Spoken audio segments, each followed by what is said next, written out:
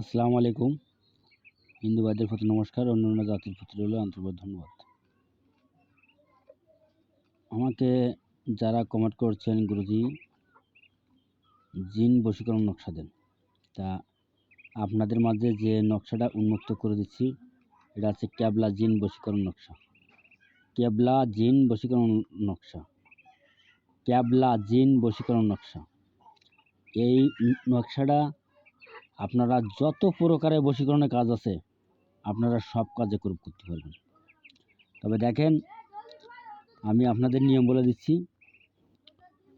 আপনারা যাকে বশীকরণ করবেন তার নাম লিখবেন হাতের বাঁ পাশে, আর যে লোক বশীকরণ করবে তার নাম ঠিকানা লিখবে হাতের ডান পাশে। এই যে ছবিটা আছে, এই ছবির ডান পাশে যে লোক বশীকরণ করবে তার নাম ঠিকানা এভরিথিং সব লিখবে, আর যাকে করবে তার নাম বাঁ পাশে লিখবে, এই নকশার বাঁ পাশে। আপনারা কী করবেন, এই ধরনের একটা নকশা আপনারা আঁকায় নেবেন। শনিবার ফরজের আজান বাদ, মানে ফরজের নামাজ কালাম পড়ে লোকজন বের হয়ে যাবে, তারপরে আপনারা নকশাটা অঙ্কন করিবেন কালো কালি দিয়ে। এবং যখনই নকশা অঙ্কন করিবেন তখনই আপনাদের গায়ে কালা কাপড় পরিধান করে নিয়ে তারপরে নকশাটা কিন্তু অঙ্কন করিবেন। এভাবে 5টা নকশা অঙ্কন করিবেন। 5টা। আপনারা যাকে বশীকরণ করতে চাচ্ছেন যদি তাকে এই নকশাটা দোয়াইয়ে যদি খাওয়াতে পারেন তাহলে বশীকরণ হবে, তেলে ভিজাইয়ে যদি তেল গায়ে মাখাতে পারেন তাহলে বশীকরণ হবে। এবং যদি না পারেন আপনারা 5টা নকশা নেবেন। এবার 5টা নকশা কোন কোন জায়গায় গাড়ি দিবেন আমি তা বলতেছি। একটা নকশা পুঁতবেন মাঠে, যে মাঠে মানুষে খেলাধুলা করে সেই মাঠে।